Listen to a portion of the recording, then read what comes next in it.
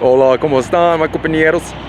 I have a feeling that political correctness throughout the 20th century did something that I feel the medical community is attempting to do in the 21st century via medical correctness. I believe that political correctness allowed for a transfer of rights and independence to a political class. The political class received a bit more independence and clout in the 20th century via political correctness. And here we are in the 21st century, and that's an old hat. That's old game. That's old game, I mean to say. And so the medical doctors, the medical community also wants to acquire a bit more clout in the 21st century. And so I believe that the concept of medical correctness is very appealing to doctors. They want to be the arbiters of truth, but they can't even agree with each other. My point is that correctness, political correctness, medical correctness, I just want correctness. I want correctness that is willing to shave off the fat, correctness that doesn't have to be qualified, and if it doesn't qualify, it gets thrown out. I just want correctness. I don't want medical correctness. I don't want political correctness. I just want correctness. Correctness.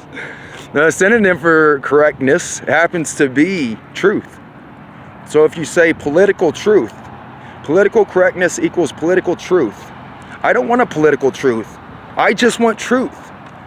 Medical truth versus truth. I don't want a medical truth. I just want truth. I want to take in the whole entire scope of reality. I don't want to qualify my information, and if that information doesn't give precedence to my personal point of view, it's not shared with the public. I don't want that to happen. I want to be able to see the truth. Truth is beautiful. Truth is absolutely beautiful, and truth gives one power. That's why the political community took their truth via political correctness. Oh, we're always right because we're politicians. Now the medical community is trying to take their independence. Oh, now the new medical class of the 21st century has arisen. We are the arbiters of reality, even though we are the deceivers of reality. The funny thing about the World Health Organization is that they do study after study after study. And if the study does not align with their desires, they throw it away. Just like the Wuhan asymptomatic study that showed that there was a very, very, very, very insignificant, if not nil, spread of coronavirus via asymptomatic patients.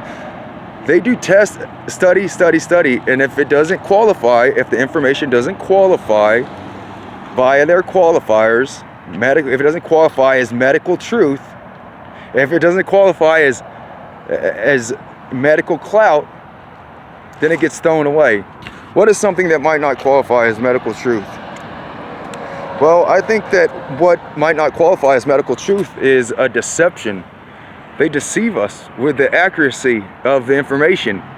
They know what might change a person's ideas, and so they don't point you towards that. They point you towards their own realities.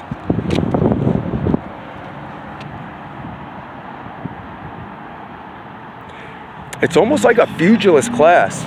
Like, I was looking at the hierarchical structure of a feudalist society, and what I found is that they had the clergy at the top, then they had I think they had the knights, and then they had the expert class, and then they had the serfs. And so my point is this: it seems that we are returning to a feudalist reality, a feudalist system, where we are the serfs. The serf's responsibility is to work the land and not revolt. That's what our responsibility is, to work and not revolt. I don't know if that's in line with the history of my peoples. I think that the reality is that they're trying to take away our wealth. They say this is the largest transfer of wealth in modern history, and people say, what does that mean? What does that mean? And wealth equals sustainability. Wealth equals independence. And what is transferring is our ability to sustain our families, our ability to sustain ourselves, our ability to sustain our dreams. That is what is being transferred over to the next hierarchical class, the medical expert class. We are taking our own desire for independence and we're giving it to them. They're gaining more independence and we are losing it. And so when we talk about economy, economy equals sustainability. Economy is sustainability. So when they talk about a sustainable economy, that's one of those double speak words. Economy equals sustainability. And sustainability comes via economy. It's one of those things that if you let it play out naturally, the process usually plays out where everybody has enough. Some people have more, a few people have quite a bit more, but mostly everybody has enough.